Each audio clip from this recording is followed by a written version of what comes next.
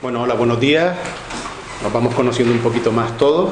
Bueno, este es el título de mi tesis, Arqueología del conflicto y gestión del patrimonio militar.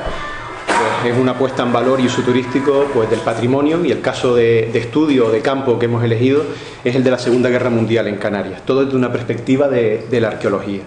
La fotografía con la que abro está sacada en la playa de Omaha a las 5 y media de la mañana, que es el momento en el que la flota de desembarco aliada se empieza a ver desde la costa, ¿no? Es un momento importante en lo que sería después la liberación del continente, ¿no? Es también una aproximación al lugar, al campo de batalla, en un tiempo real, ¿no? Con una climatología similar, en la misma hora, ¿no? Un poco empatizar con la situación.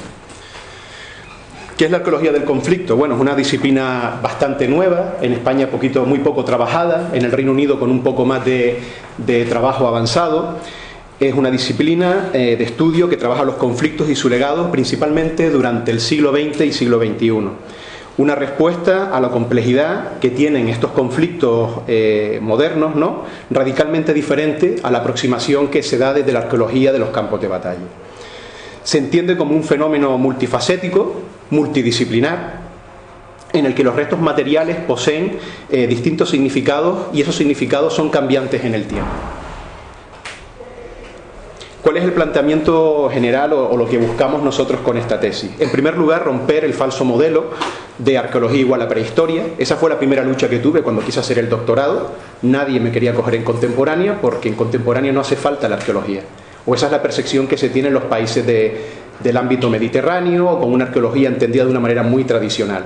O sea, mi primera victoria con la tesis fue tener dos directores de tesis. Uno tenía que ser de arqueología, indudablemente de prehistoria, y el otro es de historia contemporánea, vinculado además con la Segunda Guerra Mundial. Yo creo que es el tándem perfecto, ¿no?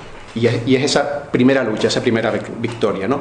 La arqueología tiene que ser entendida como un valor per se, es lo que queremos demostrar, es excavarnos a nosotros mismos y descubrir cosas que pensamos, que damos por hechas, que pensamos que las fuentes escritas nos pueden aportar y contestar todo, y no siempre es así.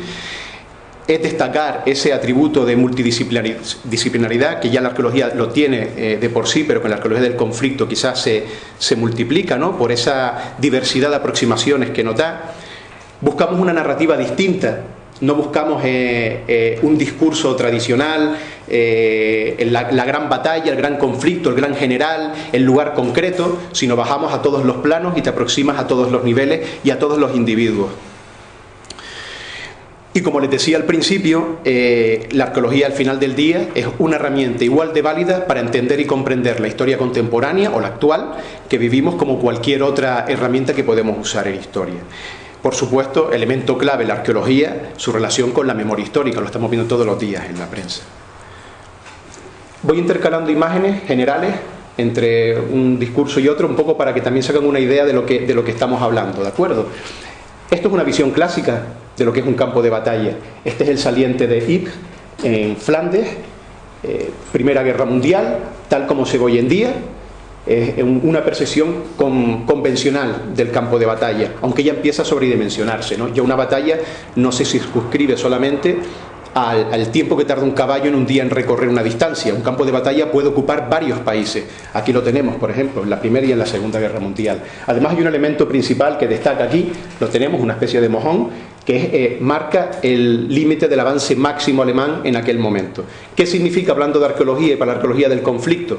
Divide el terreno mancillado, la Francia, en este caso la Bélgica mancillada, del país que nunca fue ocupado por los alemanes. Esto es un elemento icono dentro de Francia fundamental. Hasta dónde llegaron los alemanes durante la Primera Guerra Mundial. Son respetados y son casi venerados, ¿no? Son elementos casi sagrados.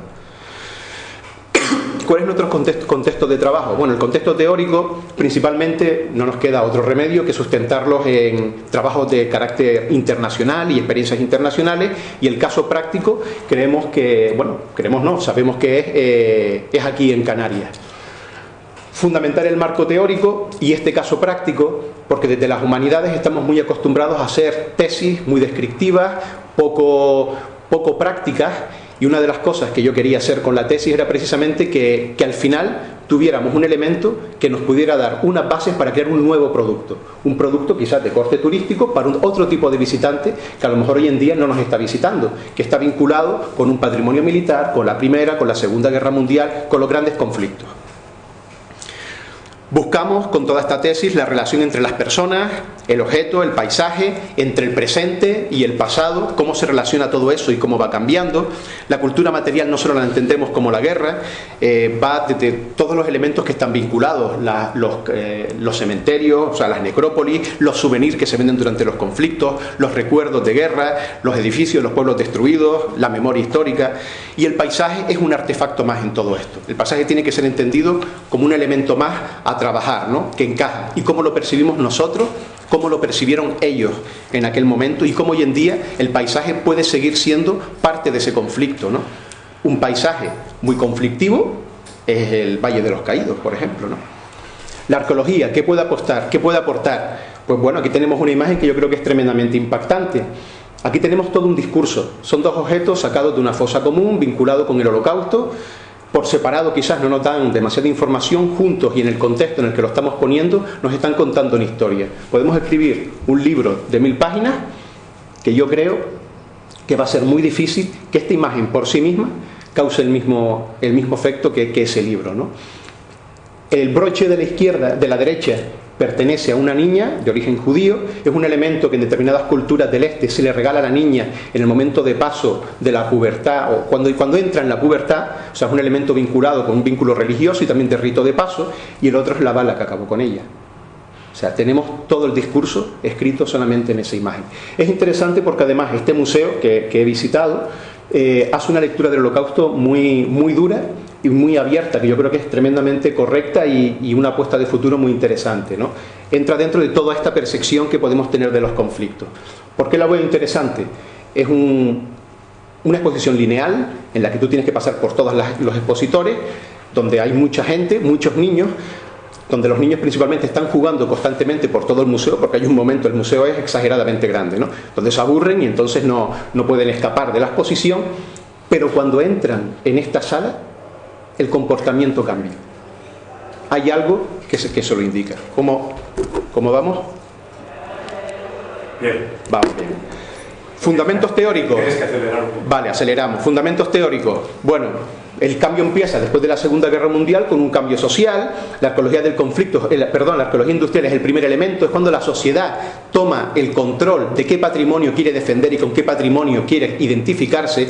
Ya no es el técnico, ya no es la administración la que decide qué es bueno conservar, qué debemos conservar y cuál es nuestro pasado. Filosóficamente los franceses y Paul Virilio rompen el discurso. Paul Virilio replantea qué significa el legado de la Segunda Guerra Mundial, qué significa dolor y ocupación, y después vemos que en los 80 es el gran salto, ¿no? Sociedades amateur replantean esa visión del patrimonio de la Segunda Guerra Mundial. Finalmente toma el relevo el English Heritage, que es el patrimonio histórico inglés, que es el que le da un poco cobertura a todo esto. ¿Qué perspectivas aportamos con la tesis? Bueno, pues en primer lugar ese ejercicio práctico que podamos aplicar al campo y al futuro en Canarias, cómo comprender la arqueología para el siglo XX y repensar el patrimonio militar, su protección, defensa y su puesta en valor, ¿no? Metodología. El modelo, la filosofía que seguimos viene del English Heritage y del Instituto Británico de Arqueología, que son los que tienen la delantera en toda esta parte. Una primera parte teórica, como les decía, y una segunda, el caso práctico.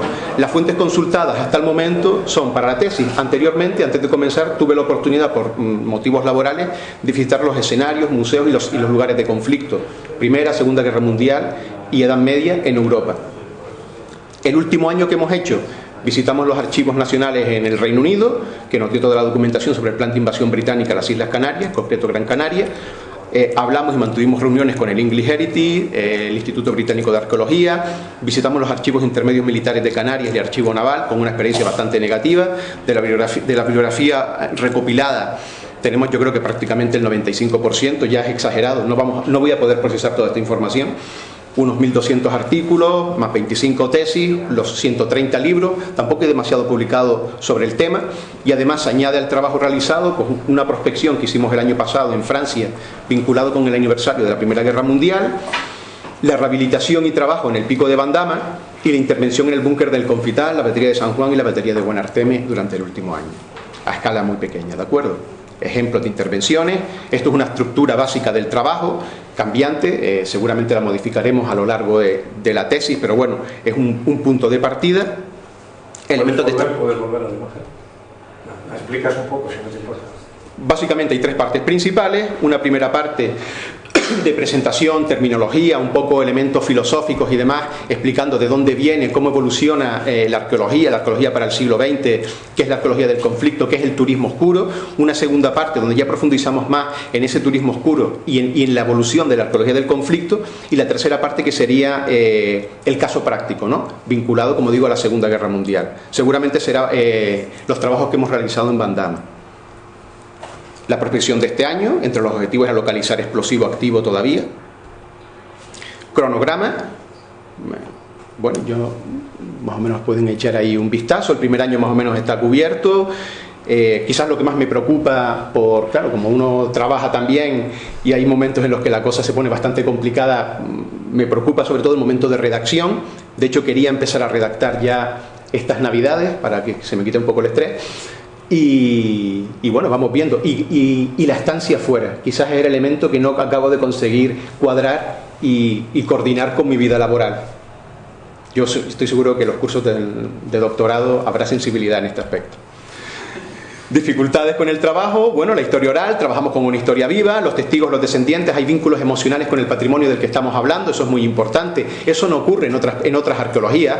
Hay gente viva que te está diciendo lo que ocurrió o no ocurrió allí, que puede ser o no ser verdad, la relación entre el presente, el pasado, las personas, los significados políticos, los iconos nacionales, son lugares de dolor. Cómo se presenta esta información, hay retos en la conservación, cómo conservamos el hormigón, cómo conservamos las estructuras metálicas, el plástico, que son elementos que aparecen en el siglo XX, y el acceso a los archivos militares, sobre todo en España, que como ya apunté, ha sido una experiencia bastante dura y complicada.